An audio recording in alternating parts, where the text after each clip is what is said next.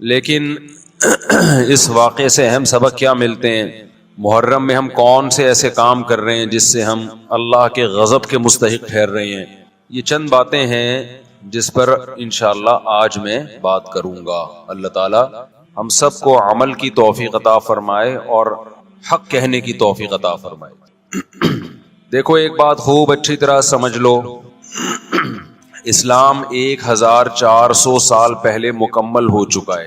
کسی واقعے کی وجہ سے اسلام کو تبدیل نہیں کیا جاتا، بلکہ اسلام کی روشنی میں اس واقعے کے جو تقاضے ہیں ان پر عمل کیا جاتا ہے۔ ہمارے ہاں ہو یہ رہا ہے، واقعات کی بنیاد پہ مسائل نکالے جا رہے ہیں۔ 10 محرم کا دن سیدنا حسین ابن علی رضی اللہ عنہ کی شہادت سے پہلے بھی عظیم تھا، اور سیدنا حسین ابن علی رضی اللہ عنہ کی شہادت کے بعد بھی عظیم دن ہے۔ آج آپ نے ایک نعرہ بہت سنا ہوگا کہ جی اسلام میں فرقہ واریت نہیں ہے، ہم کسی فرقے سے نہیں ہیں۔ میں بار بار کہتا ہوں کہ یہ بڑا خوشنما نعرہ ہے جو سننے میں بہت اچھا لگتا ہے۔ کچھ باتیں سننے کی حد تک بہت اچھی ہوتی ہیں، لیکن پریکٹیکل لائف میں ان کی ویلیو بالکل بھی نہیں ہوتی۔ جب آپ پریکٹیکل لائف میں آتے ہیں تو پھر آپ کو یہ فیصلہ کرنا پڑتا ہے کہ آپ کس فرقے سے تعلق ہے آپ کا۔ آپ سنی ہیں، شیعہ ہیں، معتزلہ ہیں، مرجیہ ہیں، قدریہ ہیں، ناصبیہ ہیں، کیا ہے آپ کا فرقہ؟ یہ کہہ دینا آسان ہے میرا کوئی فرقہ نہیں ہے۔ اس پر سب سے بڑا اشکال یہ ہوتا ہے، یہ میں اس لیے فرقے کی بات کر رہا ہوں کہ آپ کو بھی طے کرنا پڑے گا کہ آپ یا تو شیعہ بن جاؤ بھائی یا سنی بن جاؤ، ایک طرف ہو جاؤ۔ آپ محرم میں شیعہ بنے ہوئے ہوتے ہیں، رمضان میں سنی بنے ہوئے ہوتے ہیں، ربیع الاول میں بریلوی بنے ہوئے ہوتے ہیں، تو پتہ ہی نہیں چلتا کہ ٹکتا ہی نہیں ہے کسی ایک جگہ۔ اس بات میں دو رائے نہیں ہو سکتی کہ سیدنا حسین رضی اللہ تعالی عنہ کو جو کربلا میں شہید کیا گیا، یہ کائنات کا بدترین ظلم تھا۔ جس نے آپ کی گردن مبارک پہ تلوار رکھی، اس کی بدبختی میں دو رائے نہیں ہو سکتی۔ بہت ہی کوئی شقی اور بدبخت جو نواسہ رسول صلی اللہ علیہ وسلم کے قتل کی طرف بڑھا، بہت ہی کوئی بدبخت اور بدنصیب جو کوفہ کے گورنر ابن زیاد کے کہنے پر نواسہ رسول سے لڑنے کے لیے نکلا، جو اس ظلم کو ظلم نہیں مانتا، وہ بھی اپنے آپ کو جہنم میں جانے کے لیے تیار کر رہا ہے۔ پھر کربلا میں ایک بڑا ظلم یہ ہوا کہ صرف سیدنا حسین ابن علی کو شہید نہیں کیا گیا، آپ کے ساتھ جتنے مرد تھے سب کو شہید کر دیا گیا۔ لیکن ہمیں پیغمبر صلی اللہ علیہ وسلم اور صحابہ کی سیرت میں کیا ملتا ہے؟ میں ایک آیت سے آپ کو سمجھاتا ہوں۔ مشرکین مکہ حضرت ابراہیم علیہ الصلاۃ والسلام کے نسب میں ہونے پر اور آپ سے محبت پہ بڑا فخر کیا کرتے تھے کہ ہم ابراہیم کی اولاد میں ہیں، ہم ابراہیم کے دین پہ ہیں۔ اللہ نے کیا فرمایا رسول اللہ صلی اللہ علیہ وسلم سے کہ ان اول الناس بابراہیم للذین اتبعوہ، اے نبی آپ ان سے کہہ دیجئے ابراہیم سے محبت کی خالی پیلی کے دعوے مقبول نہیں ہیں۔ ابراہیم کے زیادہ حقدار وہ ہیں جو ابراہیم علیہ السلام کی اتباع کرتے ہیں، اور یہ پیغمبر اور صحابہ یہ ابراہیم علیہ السلام کے دین کو فالو کرتے ہیں، اور تم ابراہیم کے دین کو فالو نہیں کر رہے، ان سے محبت کے دعوے دار ہو۔ تو خالی محبت کے دعوے داری اللہ کے ہاں مقبول نہیں ہے۔ اللہ کے ہاں وہ محبت کی دعوے مقبول ہیں جس میں آپ محبوب کو فالو کر رہے ہو۔ سیدنا حسین ابن علی رضی اللہ تعالی عنہ جو جنت کے جوانوں کے سردار ہیں، آپ سے محبت کا دعویٰ اس وقت مقبول ہوگا جب آپ سیدنا حسین کی سیرت کو فالو کریں گے۔ رونا پیٹنا ماتم کرنا یہ سیدنا حسین اور اہل بیت کی سیرت نہیں ہے۔ صبر کرنا، ظالم کے سامنے ڈٹ جانا، جان کے خوف سے اپنی پالیسیوں سے پیچھے نہ ہٹنا، یہ سیدنا حسین ابن علی رضی اللہ عنہ کی سیرت ہے جو آج ہمیں کہیں بھی نظر نہیں آتی۔ تو ہم نے بھائی دیکھنا ہے صحابہ کا طرز عمل کیا تھا۔ آپ بتاؤ صحابہ کو سیدنا حسین سے محبت تھی یا نہیں تھی؟ کیا غم کا پہاڑ ٹوٹا ہوگا جب اطلاع ملی ہوگی کہ سیدنا حسین ابن علی اور آپ کے اصحاب اور اہل بیت کو سب کو کربلا میں شہید کر دیا گیا ہے۔ کیا قیامت گزری ہوگی۔ کوفہ سے ایک شخص آیا نا عبداللہ بن عمر سے پوچھنے لگا جو مارنے پر دم کا مسئلہ، انہوں نے فرمایا تم نے پیغمبر کے نواسے کو قتل کر دیا اور مسئلہ یہ پوچھ رہے ہو کہ جو مارنے پر دم آئے گا کہ نہیں آئے گا۔ ایک طرف تم نے پیغمبر کے نواسے کو قتل کر دیا کربلا میں، اور اب ہم سے آ کے مسئلہ پوچھتے ہو جو مارنا جائز ہے یا نہیں ہے۔ صحابہ کے ہاں یہ غم کم غم نہیں تھا۔ دیکھو حضرت معاویہ رضی اللہ تعالی عنہ کے ہاتھ پہ بھی حضرت حسین نے بیعت نہیں کی، لیکن بغاوت بھی نہیں کی. کیوں؟ بغاوت سے فتنے کا اندیشہ تھا. حضرت حسن جو حضرت حسین کے بڑے بھائی تھے، انہوں نے سیدنا معاویہ رضی اللہ تعالی عنہ کے ہاتھ پہ بیعت کی اور اس اختلاف کو ہمیشہ کے لیے اپنی کوشش کے مطابق ہمیشہ کے لیے ختم کر دیا. ختم ہوا نہیں ہوا ایک الگ بحث ہے، لیکن حضرت حسن کا مقصد کیا تھا کہ مسلمانوں کی دو جماعتوں کو میں آپس میں لڑتا ہوا نہیں دیکھ سکتا. لوگوں نے کہا آپ خلافت کے حقدار ہیں، آپ نے فرمایا میں دستبردار ہوتا ہوں سیدنا معاویہ کے حق میں. حضرت حسن بیعت ہو گئے حضرت معاویہ سے اور یہ اختلاف کو کیا کر دیا؟ ختم. حضرت حسین بیعت نہیں ہوئے، لیکن حضرت حسین نے بغاوت بھی نہیں کی. ہر ایک کی اپنی رائے تھی، حضرت حسن کی اپنی رائے تھی. ان کا خیال تھا کہ بیعت ہونا مسلمانوں کے لیے زیادہ مفید ہے، ایک پاورفل حکومت ہوگی، ایک طاقتور ریاست ہوگی، ورنہ لڑتے رہیں گے آپس میں.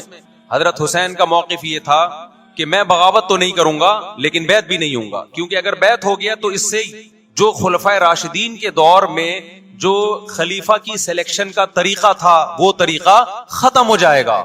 تو میں اگر اس طریقے کو نہیں لا سکتا تو اس کے خلاف کو پروموٹ بھی نہ کروں. میں یہ بھی ایک رائے تھی. میں سمجھا پا رہا ہوں اپنی بات؟ بھائی رائے کا اختلاف ہوتا ہے نا. نبی صلی اللہ علیہ وسلم نے فرمایا اذا اجتہد المجتہد فإن اصاب فلہ اجران وإن اخطأ فلہ اجر واحد. جب کوئی مجتہد اللہ کی رضا کو سامنے رکھ کے اجتہاد کرتا ہے، صحیح اور غلط کا فیصلہ کرنے بیٹھتا ہے، رائے یعنی اس کا مقصد اللہ کی رضا ہو، تو اگر وہ درست نتیجے پہ پہنچے تو 2 ثواب، غلط نتیجے پہ پہنچے تو بھی 1 نیکی اس کو ملتی ہے، اس لیے کہ اس کے بس میں جو خیر خواہی کا کے لیے جو تھا وہ اس نے کر دیا. رائے کا اختلاف ہوتا ہے.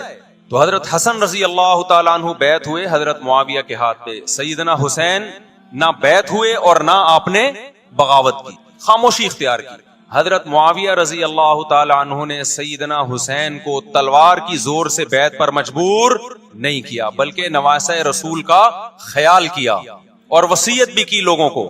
لیکن جب حضرت معاویہ کے بعد یزید جانشین ہوا، اس کی سب سے بڑی غلطی یہ تھی کہ اس نے نواسہ رسول صلی اللہ علیہ وسلم اور آپ کے ساتھ جو چند اہل بیت اور چند صحابہ تھے، اس وقت بھی حضرت حسین نیوٹرل تھے. نہ حضرت حسین نے بغاوت کا ارادہ کیا اور نہ بیعت کرنے کا ارادہ کیا. یزید ابن معاویہ کو چاہیے تھا کہ سیدنا حسین رضی اللہ عنہ کو اپنے حال پہ چھوڑ دیتا، اپنے والد کی طرح. حضرت حسین رضی اللہ تعالی عنہ کو جب کوفہ سے خطوط آئے، یہ میں وضاحت اس لیے کر رہا ہوں کہ حضرت حسین بغاوت کے لیے نہیں نکلے تھے، اس مسلمان حاکم کے خلاف بغاوت کے لیے نہیں نکلے تھے، کیونکہ رسول اللہ صلی اللہ علیہ وسلم کی بہت ساری صحیح حدیث ہے اس بارے میں کہ جو باغی ہے، جو ریاست کے خلاف بغاوت کرتا ہے، اس کو نبی صلی اللہ علیہ وسلم نے اس عمل کو پسند نہیں کیا. تو حضرت حسین رضی اللہ تعالیٰ عنہ کو کوفہ سے خطوط آئے کہ یہاں سارے کے سارے لوگ آپ کے ہاتھ پہ بیعت کرنے کے لیے تیار ہیں. ظاہر ہے جب کسی علاقے کے لوگ دارالخلافہ ہو اور سب بیعت ہونے کے لیے تیار ہوں تو پھر آپ کا جانا یہ بغاوت کا عمل نہیں کہلاتا. حضرت حسین رضی اللہ تعالیٰ عنہ اہل بیت کے ساتھ نکلے. کربلا میں جب پہنچے، مشہور واقعہ آپ 20 دفعہ سن چکے ہیں، وہاں جا کے آپ کو اطلاع ہوئی کہ وہ خبر غلط تھی اور عبید اللہ بن زیاد نے ایک پورا لشکر بھیجا سیدنا حسین رضی اللہ تعالیٰ عنہ کو مجبور کرنے کے لیے کہ میرے ہاتھ پہ آپ زبردستی بیعت ہو جائیں. حضرت حسین رضی اللہ تعالیٰ عنہ نے مطالبے رکھے کہ یا تو مجھے واپس جانے دیے جائے اور اگر بیعت کرنا ہی ہے تو میں دمشق میں امیر کے ہاتھ پہ جا کے بیعت کروں گا.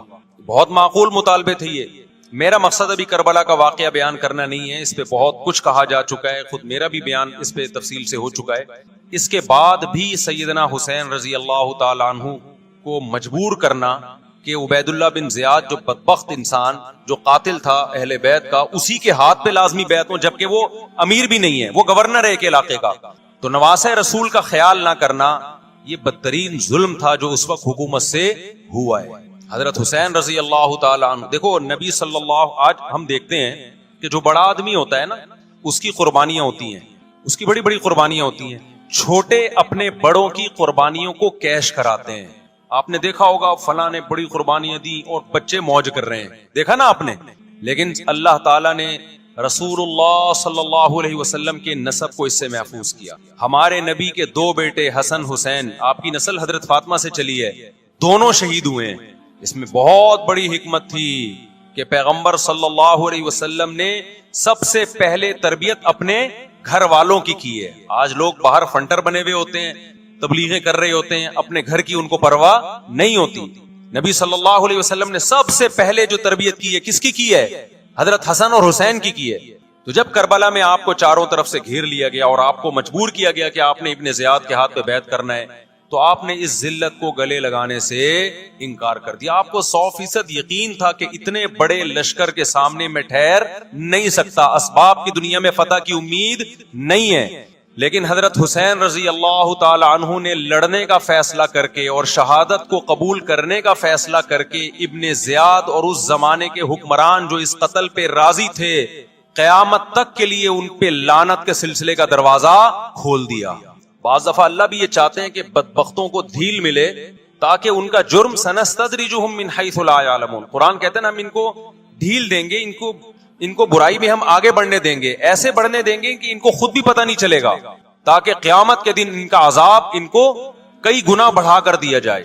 اب میرے بھائی ہمارے لیے کیا سبق ملتا ہے؟ جب یہ واقعہ ہوا عالم اسلام میں کوہرام مچ گیا، لیکن کیا اس واقعے کے بعد اہل بیت کی جو مقدس اور پاکیزہ عورتیں تھیں، کیا انہوں نے نوحہ کیا یا صبر کیا؟ آپ کا ضمیر کیا کہتا ہے؟ انہوں نے نوحے پڑے ہوں گے یا صبر کیا ہوگا؟ بولو بھائی. صبر کیا. عبداللہ بن عمر رضی اللہ تعالیٰ عنہ جو کوفہ والوں کو ملامت کیا کرتے تھے کہ تم جو مارنے کے مسئلے ہم سے پوچھتے ہو، تم نے حسین کا قتل کر دیا، تو یہ حضرت ابن عمر نے اسی لیے کہا نا کہ آپ کو اس کا غم ہوا تھا. تو ابن عمر کا عمل کیا تھا؟ کیا انہوں نے ماتم کیا؟ کیا انہوں نے چھوروں سے اپنے آپ کو مارا؟ حضرت حسین کا قتل بھی ظالمانہ، اور اس سے پہلے سیدنا عثمان کا قتل بھی ظالمانہ.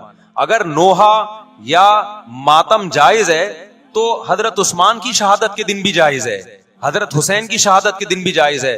اور اگر ناجائز ہے تو جیسے عثمان کی شہادت کے دن ناجائز، حسین کی شہادت کے دن بھی ناجائز ہے. سمجھ میں آ رہی ہے بات کہ نہیں آ رہی ہے؟ قرآن کیا کہتا ہے ایسے مواقع کے بارے میں؟ تلک امۃ قد خلت لہا ما کسبت ولکم ما کسبتم. قرآن جب بھی پرانی امتوں کے واقعات بتاتا ہے، قرآن کہتا ہے یہ قوم تھی جو گزر گئی، انہوں نے جو کیا اس کا بدلہ ان کو ملے گا، تم جو کرو گے اس کا بدلہ تمہیں ملے گا. تو ہمیں اللہ نے اس واقعے میں بھی بتا دیا کہ سیدنا حسین کا واقعہ، کربلا کا واقعہ جب سنا کرو تو یہ سوچا کرو یہ قوم تھی جو گزر گئی، جس نے اچھا کیا، حسین ابن علی نے اچھا کیا، ان کو اس اچھائی کا بدلہ ملے گا. اور جو حضرت حسین کے قتل کے حضرت سیدنا حسین کے مبارک خون سے جن کے ہاتھ آلودہ ہوئے، کیونکہ قتل کیا نا انہوں نے، تو لہا ما کسبت، ان کو اس ظلم کا بدلہ بھی ملے گا. تو ہمارا کام کیا ہے؟ ہم نے فالو کرنا ہے حسین کے راستے کو، نہ کہ حسین کے نام پہ ہم نے ماتم کرنے ہیں. حسین کا راستہ کیا ہے جس کو ہم نے فالو کرنا ہے؟ اب میں چند چیزیں آپ کو بتاتا ہوں. سب سے پہلا سبق جو ہمیں کربلا میں ملتا ہے کہ عزت اور دین ایک طرف دنیا ہے. دیکھو اگر حضرت حسین رضی اللہ تعالیٰ عنہ ابن زیاد کے ہاتھ پہ جا کے بیعت ہو جاتے، آپ کیا سمجھتے ہو بے تحاشا مال و دولت حضرت حسین پہ خرچ نہیں کرتا کیا وہ؟ جب ایک بڑا آدمی کسی کے ہاتھ پہ بیعت ہوتا ہے تو اس کو بھی تو فائدہ ہوتا ہے نا اس سے. اور کیا حضرت حسین کو یقین نہیں تھا کہ کربلا میں شہید ہو جاؤں گا؟ فتح اور نصرت کی اسباب کی دنیا میں کوئی امید نہیں تھی، مگر آپ نے اہل بیت کو کربلا میں رسوا کرنے پر عزت کی موت کو ترجیح دی ہے. آج اگر آپ میں یہ ظرف ہے کہ آپ عزت کی موت کو ذلت کی زندگی پر ترجیح دیتے ہو تو پھر آپ حسینی ہو. نہیں یہی بات میرا خیال ہے سمجھ. سیدنا حسین کی سخاوت کے واقعات ہیں. سیدنا حسین باغی نہیں تھے رضی اللہ عنہ. پھر جو اہل بیت کا طرز عمل کیا تھا، محرم میں کیا کیا ہو رہا ہے میں آپ کو بتاتا ہوں. ان میں سے کوئی بھی عمل نہ ہمیں قرآن سے ملتا ہے نہ صحابہ سے ملتا ہے ہمیں. تو ما انا علیہ و اصحابی جو جنتی فرقہ ہوگا اس کی جو علامتیں ہیں، تو جب آپ ان علامتوں کے خلاف چلو گے، صحابہ اور تابعین کو فالو نہیں کرو گے، تو آپ پھر اپنے آپ کو سنی کہنا چھوڑ دو. آپ بتاؤ مجھے اسلام میں کوئی مہینہ منحوس ہے؟ بولو نا کوئی مہینہ منحوس ہے؟ تو آپ محرم کو منحوس کیوں کہتے ہو؟ لوگ مجھے کہتے ہیں مفتی صاحب فرقہ واریت پھیلا رہے ہیں. دیکھو فرقہ واریت جب پھیلا رہا ہوں جب میں کسی فرقے کے خلاف آپ کو کر رہا ہوں. میرے بیان شیعہ لوگ بھی سنتے ہیں، ملتے بھی ہیں. بہت دفعہ ایئرپورٹ پہ ملاقات ہوئی، بڑی عزت سے ملے، میں شیعہ ہوں لیکن آپ سے محبت کرتا ہوں. یہاں مسجد میں بھی آتے ہیں، میں نے کبھی کسی پہ طنز نہیں کیا. اس لیے میں بار بار کہتا ہوں جو شیعہ کا مذہب ہے اس کو کرنے دو. وہ سبیلے لگاتے ہیں، آپ ان کو مت چھیڑو، جا کے تنگ نہ کرو ان کو. وہ ماتم کرتے ہیں، آپ ان کو مت چھیڑو. وہ نوحے کرتے ہیں, وہ نوحے پڑھتے ہیں, آپ ان کو مت چھیڑو, لیکن آپ اپنی پوزیشن واضح کرو کہ آپ شیعہ ہو یا آپ سنی ہو, آپ تو ایک طرف ہو جاؤ نا. محرم میں اگر آپ مرثیے لگا کے گھوم رہے ہو گاڑیوں میں, اٹ مینز آپ سنی نہیں ہو. آپ نبی صلی اللہ علیہ وسلم کی حدیث ہے ہمارے پاس, ہم اہل سنت والجماعت ہیں, ہم سنت کو فالو کرتے ہیں. تو سنت کیا کہتی ہے؟ میتوں پہ گریبان چاک کرنا, میتوں پہ چیخو پکار کر کے رونا. آپ نے فرمایا لیس منا, وہ ہم میں سے نہیں ہے. اور اس عمل پہ آپ صلی اللہ علیہ وسلم نے لعنت فرمائی ہے. لوگ کہتے ہیں حسین کی یاد میں رونا نبی کی سنت ہے. نبی صلی اللہ علیہ وسلم کو جب جبریل نے بتایا کہ حسین شہید ہوں گے, آپ روئے, اس لیے کہ اس وقت آپ کو یہ خبر ملی تھی. لیکن کیا ہر محرم میں آپ نے رونے کا پروگرام کیا ہے, یا صحابہ کو بیٹھ کے باقاعدہ رلایا ہے آپ نے؟ کیا ہو گیا بھائی؟ آپ کو بھی جب کربلا کا واقعہ کی خبر ملی آپ کی آنکھوں میں آنسو آ جائے, یہ نیچرل ہے, یہ حسین سے محبت کی علامت. لیکن ہر محرم میں باقاعدہ بٹھا کے رونے کا پروگرام کرنا, یہ حسین سے محبت کی علامت نہیں ہے, بلکہ شریعت میں ناجائز ہے یہ غموں کو بڑھانا. یہ کہاں سے جائز ہو گیا؟ حضرت عثمان بھی تو شہید ہوئے تھے, نبی صلی اللہ علیہ وسلم کے داماد تھے, ان کی یاد میں آپ رونے کو سنت کیوں نہیں کہتے؟ ہماری نظر میں حسین کا قتل بھی بہت بڑا ظلم, اور سیدنا عثمان کا قتل بھی بہت بڑا ظلم تھا. دونوں مظلوم تھے, دونوں مظلوم شہید تھے, ہمیں دونوں کی شہادت پہ غم ہے, لیکن اب اس غم کو مناتے نہیں ہیں. اسلام میں غم منانا سنت نہیں ہے. دیکھو جعفر طیار رضی اللہ عنہ, نبی کے چچا زاد بھائی, اہل بیت, جب آپ صلی اللہ علیہ وسلم نے ان کو لڑائی کے لیے میدان جنگ میں بھیجا, رومیوں سے لڑائی تھی, حضرت جعفر طیار کی 4 بیویاں تھیں. جب نبی صلی اللہ علیہ وسلم مسجد نبی میں بیٹھے, آپ کو فرشتوں نے اطلاع دی کہ جعفر طیار شہید ہو گئے. آپ صلی اللہ علیہ وسلم کی آنکھوں سے آنسو. یہ آنسو اس وقت نکلے جب عین شہادت کی اطلاع ملی ہے. اس وقت آنسوؤں کا نکلنا محبت کی علامت ہے. آپ نے صحابی رسول کو بھیجا کہ جاؤ آپ کی زوجات کو, بیویوں کو جا کے خبر دو کہ جعفر طیار شہید ہو گئے. کیا قربانی تھی صحابہ کی. آپ ایسے جوان تھے جعفر طیار, خوبصورت جوان. غزوہ بدر میں جب مشرکین مکہ نے یہ نعرہ لگایا کہ حل میں مبارز, 3 سردار آئے, انہوں نے کہا پہلے تمہارے اندر سے 3 بہادر آئیں ہم سے لڑیں. دیکھو عربوں میں یہ ہوتا تھا کہ جب جنگ کے لیے 2 فوجیں آمنے سامنے کھڑی ہوتی تھی تو پہلے دونوں طرف کے بہادر ترین لوگوں کی لڑائیاں ہوتی تھیں کہ جب تک دونوں میں سے ایک قتل نہیں ہوگا لڑائی شروع نہیں ہوگی. تو آپ کو پتا ہے کہ اس میں بہادر ترین لوگ نکلیں گے نا, جو لڑنا جانتے ہوں. مشرکین مکہ کی طرف سے 3 یا 4 بڑے بڑے سردار آئے لڑائی سے پہلے, بدر میں لڑائی سے پہلے. انہوں نے نعرہ لگایا حل میں مبارز, کوئی ہے تم میں جو پہلے ہم سے لڑے. یعنی ادھر سے ہم 3 ہیں تو ادھر سے بھی کتنے چاہیے؟ 3 بندے. ادھر سے انصار صحابہ آئے. مشرکین مکہ نے کہا لیسو بی اکفائنا, یہ ہمارے جوڑ کے نہیں ہیں, قریشی ہاشمی چاہیے, ہمیں ہمارے نسب کے لوگ ہونے چاہیے. تو ادھر سے نبی صلی اللہ علیہ وسلم نے حضرت علی کو بھیجا اور حضرت جعفر طیار کو بھیجا. جن صحابہ کو بھیجا ان میں حضرت جعفر طیار بھی تھے. حضرت جعفر طیار رضی اللہ تعالی عنہ اور سیدنا علی مقابلے میں غالب آ گئے. خوبصورت صحابی. نجاشی کے سامنے آپ نے تقریر کی ہے, ہجرت کی ہے نا جب حبشہ کی طرف, تو نجاشی نے پوچھا جعفر طیار سے کہ تمہارے پیغمبر جو کلام لے کر آئے ہیں وہ سناؤ. حضرت جعفر طیار رضی اللہ تعالی عنہ نے سورہ مریم پڑھنا شروع کر دی. کاف ہا یا عین صاد, ذکر رحمت ربک عبدہ زکریا اذ نادى ربه نداء خفیا قال رب انی وهن العظم منی واشتعل الرأس شیبا ولم اکن بدعائک رب شقیا وانی خفت الموالی من ورائی وکانت امرأتی عاقرا فہب لی من لدنک ولیا. ایسی حضرت مریم اور عیسیٰ ابن مریم کی سیرت کو سورہ مریم میں بیان کیا حضرت جعفر طیار نے کہ نجاشی روتے روتے اس کی داڑھی تر, اور جتنے پادری بیٹھے تھے سب کی داڑیاں تر ہو گئی روتے روتے. تو یہ تقریر جو نجاشی کے اسلام کا سبب بنے, بادشاہ کو مسلمان کرنے والے کون تھے؟ حضرت جعفر طیار.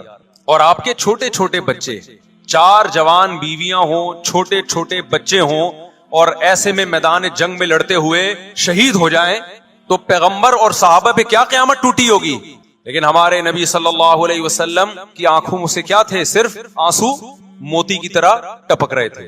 اور آپ صحابہ کو اطلاع دے رہے تھے کہ جعفر طیار شہید ہو گئے, اور جاؤ ان کے گھر والوں کو بتا کے آ جاؤ. کتنی بڑی قربانی ہے یا نہیں ہے؟ جب خبر دینے والا آپ کی ازواج کو بتا کے آیا کہ جعفر طیار شہید ہو گئے تو آپ کے گھروں سے خواتین کے رونے کی آوازیں آئیں. آپ صلی اللہ علیہ وسلم نے فرمایا ان سے بولو کہ اپنی آواز کو پست کرو. پھر چیخو پکار کی آواز آئی تو آپ نے فرمایا کہ اگر دوبارہ چیخو پکار کی آواز آئے تو ان کے منہ پہ خاک پھینک دو.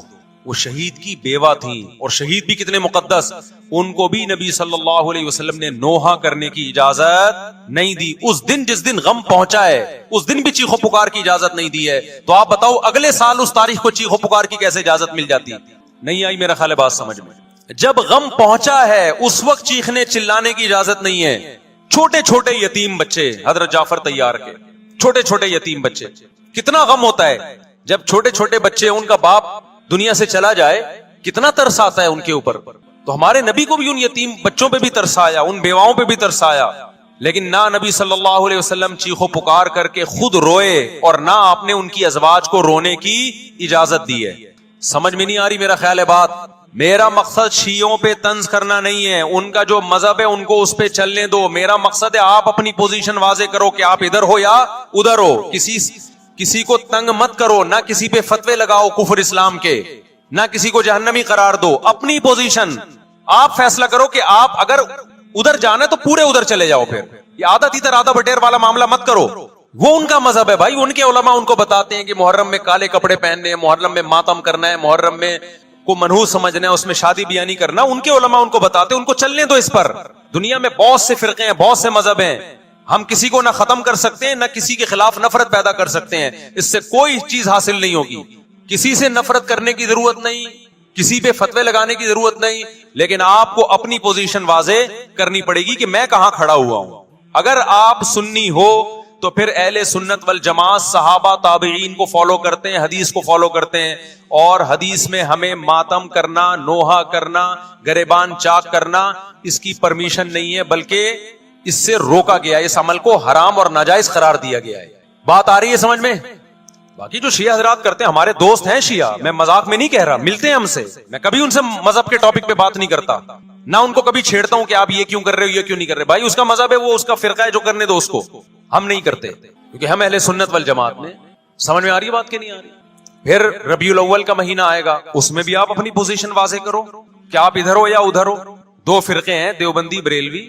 میں نہیں کہہ رہا کہ کون جنتی کون جہنمی, لیکن بر صغیر میں جن کو دیوبندی کہا جاتا ہے وہ نظر و نیاز تیجے 40 میں کے قائل بولو نہیں. ان کی کتابوں میں لکھا ہوا ہے, وہ اس کے قائل نہیں.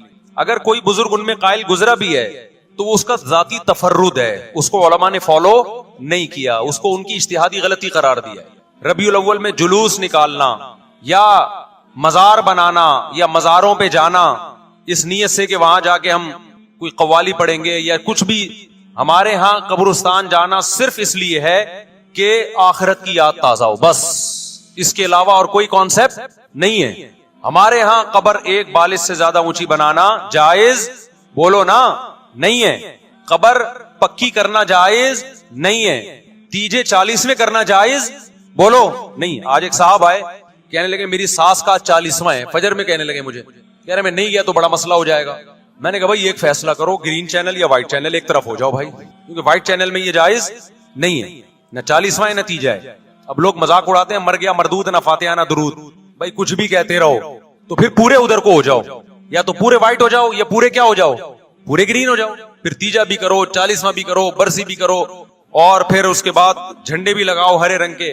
میں نہیں کہہ رہا دیوبندی صحیح ہے یا بریلوی صحیح ہے, دیکھو میں یہ بحث نہیں کر رہا, میری بات کو غلط نہ لے کے جانا. میں کہہ رہا ہوں آپ اپنی پوزیشن واضح کرو, صحیح غلط تو اگلا مرحلہ ہے. آپ کیا ہو, آپ کو تو یہی نہیں پتا چل رہا.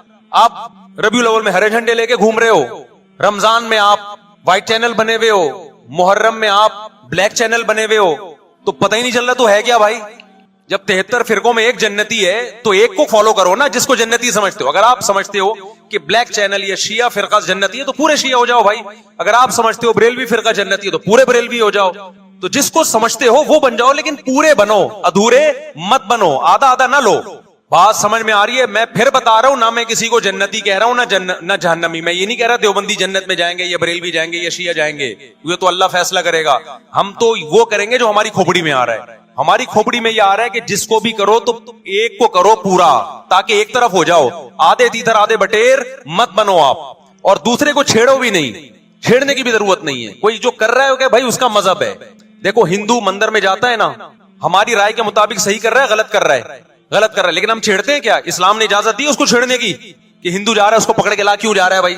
اسلام بولا ہے بھائی لکم دینکم ولی دین, تمہارے لیے تمہارا دین, ہمارے لیے ہمارا دین, لا اکراہ فی الدین, دین میں زبردستی نہیں ہے, جو کر رہا ہے اس کو کرنے دو. تبھی اسلامی تاریخ میں کوئی ایک مندر بھی ہمارے علم میں نہیں ہے کہ اس میں ہندوؤں پہ پابندی لگی ہو کہ مندر نہیں جا سکتے. جب تک اسلامی حکومتیں رہی ہیں, ہندوستان میں 1000 سال مسلمانوں نے حکومت کی ہے, اگر ہندوؤں کو مندر جانے سے روک دیتے تو آج یہ مندر ختم ہوتے. اسلامی حکومت جب ختم ہوئی ہے تو بھی مندر لاکھوں کی تعداد میں مندر تھے. اسلام مسجد جانے کا حکم دیتا ہے یا چرچ جانے کا؟ بولو. مسجد. چرچ جانے کو غلط سمجھتا ہے کیونکہ وہاں غیر اللہ کی, عیسیٰ ابن مریم کی عبادت ہو رہی ہے. لیکن کیا اسلام آپ کو پرمیشن دیتا ہے کہ کوئی عیسائی چرچ جا رہا ہو تو آپ اس کو روکو کہ تو کیوں جا رہا ہے بے, مسجد میں آ؟ اجازت دیتا ہے؟ یا اسلام یہ کہتا ہے کہ اس سے بدتمیزی شروع کر دو آپ؟ بولو کیا ہو گیا؟ آپ کو سبق یاد کرا رہا ہوں میں, بدتمیزی شروع کر دو. یا اسلام یہ اجازت دیتا ہے کہ اس سے اچھا سلوک نہ کرو؟ قطعاً اجازت نہیں, بلکہ قرآن تو کہہ رہے ہیں ان اللہ یحب المقسطین, جو غیر مسلم تم سے لڑ نہیں رہے میدان جنگ میں, ان سے تمہیں اچھا سلوک کرنا پڑے گا, کیونکہ اللہ اچھا سلوک کرنے والوں کو پسند کرتا ہے. صحابہ کرام غیر مسلموں کو بھی ہدیے دیا کرتے تھے, نبی صلی اللہ علیہ وسلم نے یہودیوں کو بھی ہدیے دیے. تو جو مذہب اسلام کی طرف منسوب نہیں ہے, جب ہمیں ان سے اچھے سلوک کا حکم ہے, تو جو مذہب اسلام کی طرف منسوب ہیں, قطع نظر اس سے کہ وہ اس دعوے میں سچے ہیں یا جھوٹے, یہ تو بحث ایک الگ ہے, لیکن نسبت کس کی طرف کر رہے ہیں؟ اسلام کی طرف. تو ہمیں ان سے بدتمیزی بدسلوکی کی کہاں سے اجازت ہوگی؟ تو میں نہیں کہہ رہا کہ آپ شیعہ بریلویوں سے دشمنی کرنا شروع کر دو, ان کی دعوتیں اٹینڈ نہ کرو, ان سے کاروبار چھوڑ دو, یا ان کو جا جا کے تنگ کرو, کیوں سبیل لگا کے بیٹھے ہو, کیوں ماتم کر رہے ہو, یہ کام مت کرو آپ. ہمارا ملک اس فرقواریت کا متحمل نہیں ہے, سے فساد پھیلتا ہے. لیکن اپنی پوزیشن آپ واضح کرو, ایک لکیر ہے آپ کھینچ دو. اگر کوئی شخص آپ کے سامنے صحابہ کو برا بلا کہتا ہے, آپ بولو بھائی یہ میری باؤنڈری کیا ہو رہی ہے, کراس. میرے سامنے آپ کو ان بزرگوں کے خلاف بولنے کی اجازت نہیں ہے جن سے مجھے عقیدت ہے. اگر یہ کام آپ نے کیا تو ہماری اور آپ کی راہیں الگ الگ. آپ کا جو مذہب ہے بھائی, آپ بند کمرے میں, آپ کے امام بارگاہ میں, آپ کے مسجدوں میں, جہاں بھی ہے وہ آپ کا نجی معاملہ ہے. ہمارے سامنے آپ نے کوئی ایسی بات نہیں کرنی جو ہمارے عقیدے کے خلاف, تو آپس میں دوستی رہے گی. اب دیکھو عیسائی آپ سے ملتا ہے, آپ گپ شپ کرتے ہو, کھانا کھاتے ہو, لیکن عیسائی بار بار بولے میں آپ کے نبی کو نہیں مانتا, میں آپ کا نبی, آپ بولے گا بھائی تو نہیں مانتا تو ہم نے کب کہا کہ مان تو, لیکن میرے سامنے بار بار کیوں کہہ رہے کہ میں تیرے نبی کو نہیں مانتا؟ یہاں سے آپ کی اس کی دوستی کیا ہو جائے گی پھر؟ ختم. تو غیر مسلموں کو بھی دو قسمیں, کسی بھی مسلک کے لوگوں سے ملو, کسی بھی فرقے کے لوگوں سے ملو, کوئی جھگڑا نہیں, کوئی بحث نہیں, ایک دوسرے کو کھانا بھی ہے, ایک دوسرے کو کھلانا بھی ہے, ایک دوسرے سے کھانا بھی ہے, ایک دوسرے کی دعوتوں میں بھی شرکت کرنی ہے. جہاں مذہب کا معاملہ آئے تو پھر آپ کسی سے بحث نہ خود کرو نہ کسی کو کرنے کی اجازت. اگر کوئی کچھ سیکھنا چاہتا ہے تو آپ بولو بھائی علماء کے پاس آ جاؤ, آپ کو کوئی اشکال ہے تو ہم وہاں آپ کا اشکال حل کر دیں گے. اس سے آگے بڑھنے کی کوشش بولو مت کرو, اس سے ملک میں امن ہوگا. باقی فرقے ہمیشہ سے ہیں بھائی, آج کوئی نئے تھوڑی ہیں, اور یہ ہمارا کام تھوڑی ہے فرقے ختم کرنا. یہ تو عیسیٰ ابن مریم جب نازل ہوں گے, حضرت مہدی آئیں گے, وہ تلوار کی طاقت سے ختم کریں گے, ان کے پاس یہ اتھارٹی ہوگی کہ وہ فرقوں کو ختم کریں. آپ نے یہ کرنا ہے کہ دوسرے کے مسلک کو چھیڑنا نہیں ہے اور اپنا چھوڑنا نہیں ہے. مسئلہ آپ کے ساتھ یہ ہو رہا ہے کہ دوسرے کو چھیڑ بھی رہے ہو اور اپنا چھوڑ بھی رہے ہو, دونوں الٹے کام کر رہے ہو. ایک طرف بحث کر رہے ہوتے تم ایسے, اور دوسری طرف وہی بنے ہوئے ہوتے تھوڑے دنوں میں جا کے. ہاں وہ بتا رہا ہوں, وہ نظر و نیاز والی نہیں, وہ سب کو پتا ہے. ایسی دعوت نہ ہو جس میں بدعت کی تائید ہو. تو آپ جو کر رہے ہو نا وہ یہ کر رہے ہو, دوسرے کو چھیڑ بھی رہے ہو, جس سے ملک میں بدامنی پھیل رہی ہے. تقریریں سنو, شیعہ ایسے, بریلوی ایسے, دیوبندی ایسے, اہل حدیث ایسے, تقریروں سے کیا پھیل رہی ہے؟ نفرتیں. اور پھر محرم میں آپ خود شیعہ بنے ہوئے ہوتے ہو, ربیع الاول میں آپ گرین چینل بنے ہوئے ہوتے ہو, اور رمضان میں آپ وائٹ چینل بنے ہوئے ہوتے ہو. سعودی عرب میں سارے وائٹ ہو جاتے ہیں جا کے. سعودی عرب جو بھی جاتا ہے سارا وائٹ چینل. پیغمبر کی قبر پہ کوئی دھمال نہیں, کوئی قوالیاں نہیں, وہاں کھڑے ہوں گے تمیز سے سلام پیش کر کے آگے نکل جائیں. وہاں کوئی چیخو پکار نہیں, وہاں جا کے سارے کیا ہو جاتے ہیں؟ وائٹ, کیونکہ وہاں حکومت کا ڈنڈا ہے. ٹھیک ہے, تو گورنمنٹ کے پاس تو یہ اختیار ہے بھائی ڈنڈا چلائے, ہمارے پاس یہ اختیار نہیں. ہم تو تمیز سے بات کریں گے, سمجھائیں گے, محبتیں پھیلائیں گے, کیونکہ جب عوام ڈنڈا چلاتی ہے تو اس سے اصلاح کم اور فساد زیادہ ہوتا ہے. تو میں بار بار کہہ رہا ہوں بھائی دوستیاں رکھو, کوئی دفتروں میں شیعہ سنی لڑائی نہ ہونے دو, یہ غلط ہے. محبتیں پھیلاؤ لیکن مسلک کو چھوڑنا نہیں ہے.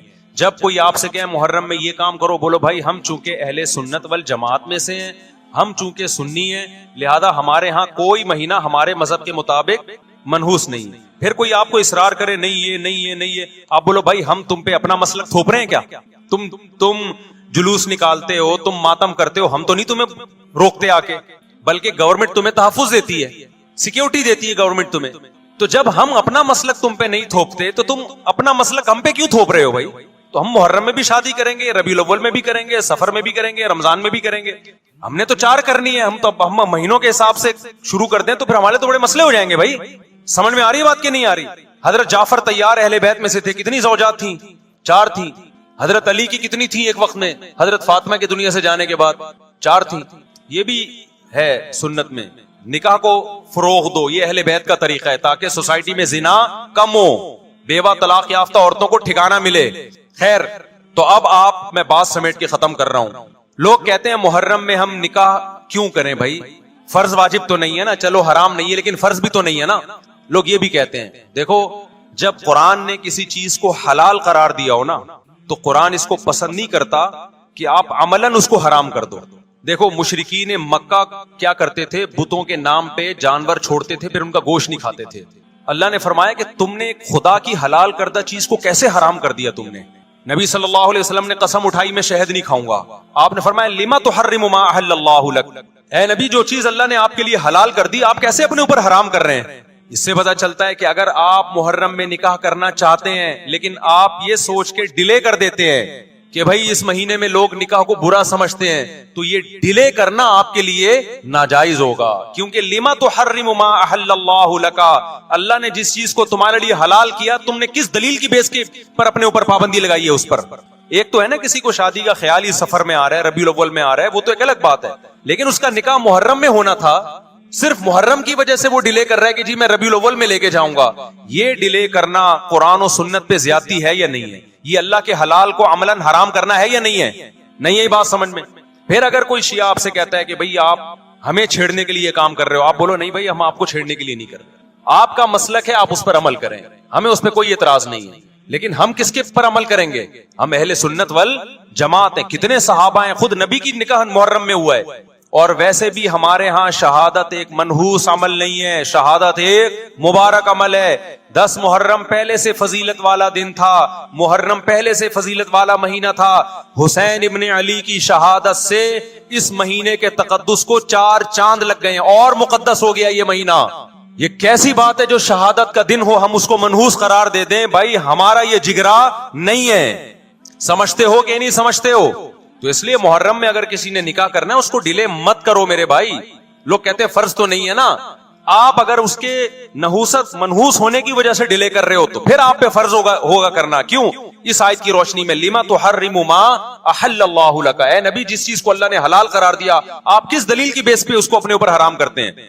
سمجھتے ہو کہ نہیں سمجھتے؟ تو اسی طرح یہ جو باقی کام محرم میں ہو رہے ہیں، مرثیے سن رہے ہیں لوگ، نوحے سن رہے ہیں، رکشے والوں نے بھی لگائے ہوئے ہیں، تو بھائی شیعہ حضرات کا مسئلہ کہ ان کو کرنے دو، آپ یہ عمل مت کرو۔ اگر آپ سنی ہو تو پھر اہل سنت والجماعت کے ہاں میتوں پہ رونے کے مرثیے یہ جائز نہیں ہے، کیونکہ اس سے غم بڑھتا ہے۔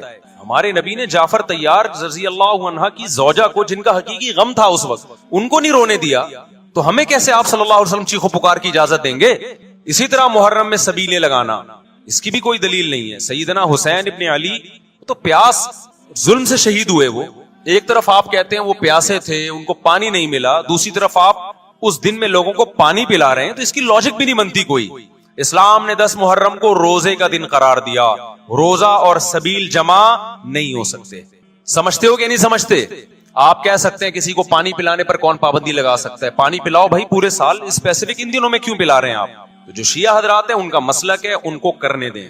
میں بار بار اس لیے کہہ رہا ہوں ایسا نہ ہو چھیڑ چھاڑ شروع کر دے جا کے، پہلے ہی ملک میں لڑائیاں بہت ہو رہی ہیں، دوبارہ ایک نئی جا کے بتا یہاں بھی سبیل لگی ہوئی ہے، جا کے ان کو چھیڑنا شروع کر دو۔ سبیل کیوں لگا؟ چھیڑنے کی اجازت نہیں ہے کسی کو، آپ نہ لگائیں نہ پیئیں، بولے بھائی ہمارے لیے محرم ایسا ہے جیسے صرف دوسرے مہینے ہوتے ہیں، 4 مہینے محترم ہے، محرم، رجب، ذی قعدہ، ذی الحجہ، تو جتنا ذی قعدہ ذی الحجہ ہے اتنا ہی محرم اور رجب ہے، تو جیسے ان مہینوں میں نارمل رہتے ہو ان میں بھی ہم نے ایسے ہی رہنا ہے۔